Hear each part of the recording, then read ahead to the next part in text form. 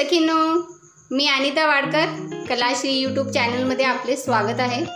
आज आपण पाहणार आहोत भेंडीची सुकी भाजी 4 टिप्स सहित। आपली भाजी चिकट होते का? तर चला पाहूया चिकट न होणारी आपली सुकी भाजी कशी करायची ते। तर सर्वप्रथम आपण हे स्वच्छ धुवून घेणार आहोत।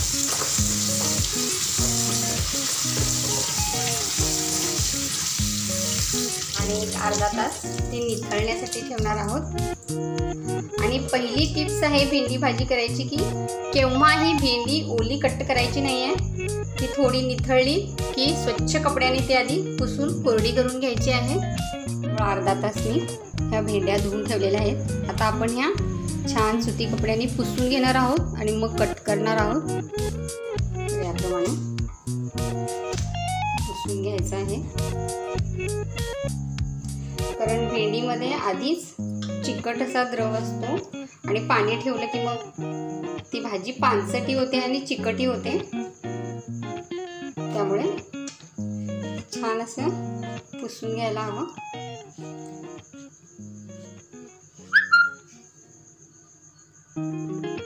पुसून झाल्यानंतर आपण ते कट करून घेऊया। विडीवर कट करणार असाल तरी चालेल, जितक्या जाड किंवा बारीक आपल्याला कट करायचं तितक्या करून घ्या।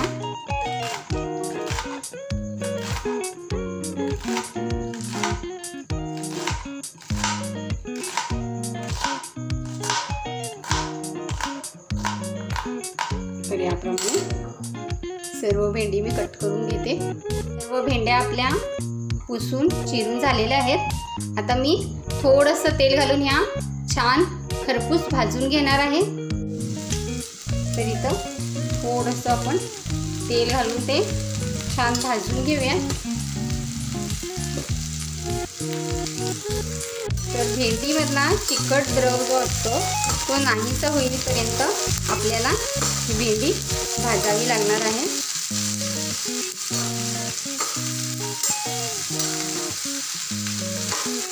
तर एक 5 ते 10 मिनिटं आपल्याला लागतील। छान लालसर अशा त्या भाजल्या गेल्या पाहिजेत।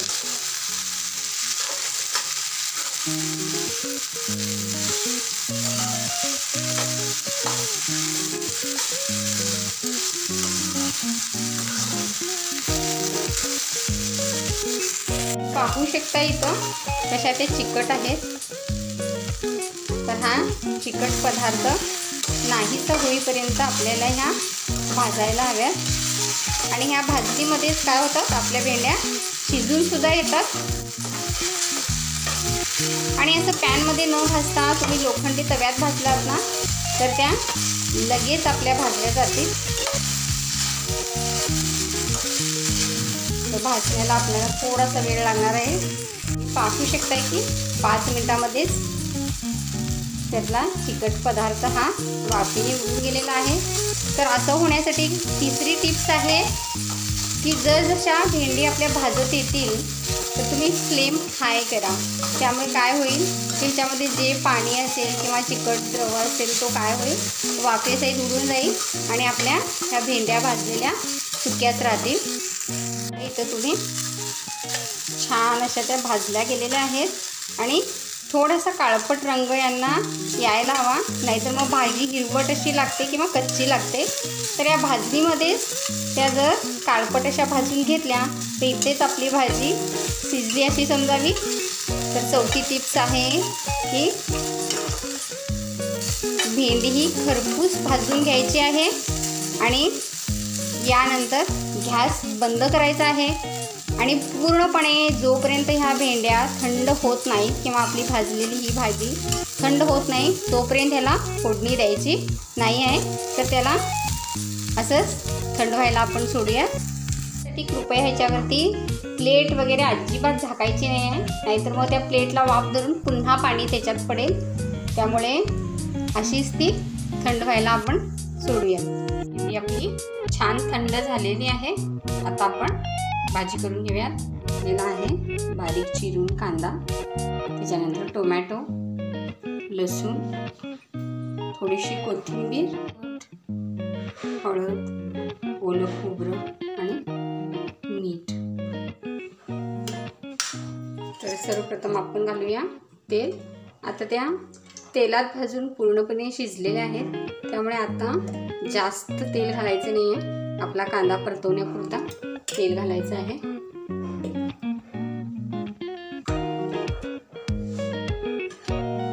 तेल तापलं की आपण घालणार आहोत कांदा.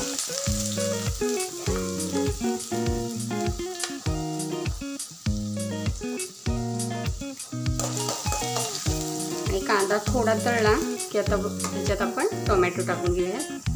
कांदा आपला आता तळलेला आहे. ह्याच्यात आपण घालणार आहोत टोमॅटो.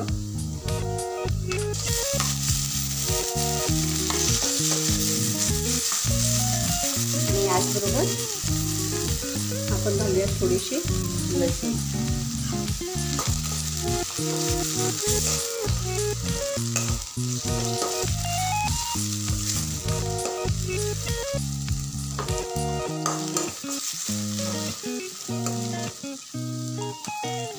टोमॅटो थोडा आपला शिजला की आपण ह्याच्यात टाकणार आहोत हळद, चवीपुरते आपले मीठ आणि तिखट. तर भाजी आपली सडसडीत होण्यासाठी अजिबात फोडणीमध्ये सुद्धा पाणी वापरायचं नाही आहे. जर पाणी घातलं तर पुन्हा आपली भाजी काय होईल, चिकट होईल. तर हे आपलं तेलामध्येच आपली फोडणी ही शिजवून घ्या. तर 1-2 मिनटं लागतील आपल्याला. तर आता आपले कांदा, तिखट, मीठ वगैरे सगळं एकदम मिक्स होऊन ते शिजलेलं आहे. आता आपण याच्यात घालणार आहोत आपली भाजलेली भेंडी.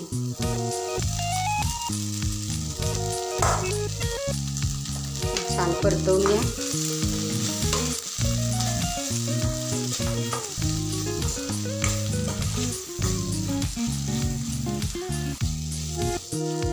एक 2 मिनटं आपण हे झाकण लावून ठेवूया. 5 मिनिटासाठी छान आपण त्याला वाफ येऊ देऊया.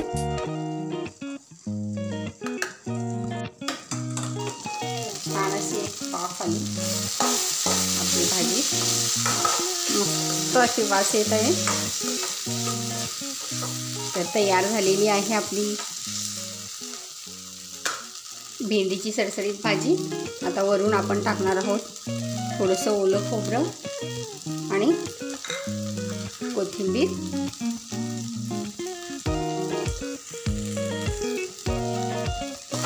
मिक्स करून घेऊया आणि खाण्यासाठी तयार झाली आपली भेंडीची मस्त अशी सडसडीत भाजी. तर 4 टिप्स आपण पाहिल्या. पहिली होती की भेंडी धुतल्यानंतर ती सुक्या कपड्याने पुसून घ्यायची आहे आणि भाजते वेळी त्याच्यातला जो चिकट द्रव आहे तो पूर्णपणे जाईपर्यंत हाय फ्लेमवरती आपल्याला ती शेवटी भाजायची आहे. त्यानंतर फोडणीत अजिबात पाणी वगैरे घालून शिजवायचं नाही आहे. इथे असं केलं तर भेंडीची आपली भाजी छान सडसडीत होईल. तयार झालेली आहे आपली गरमागरम अशी भेंडीची भाजी. तर ही खायची आहे आपल्याला भाकरी किंवा चपाती बरोबर. तर आजची आपली ही रेसिपी आपणास कशी वाटली कृपया करून पहा, खाऊन पहा आणि आवडले असल्यास लाईक, शेअर, कमेंट्स करायला विसरू नका. आणि नवीन असाल तर सबस्क्राईब करा. धन्यवाद सगळ्यांनो.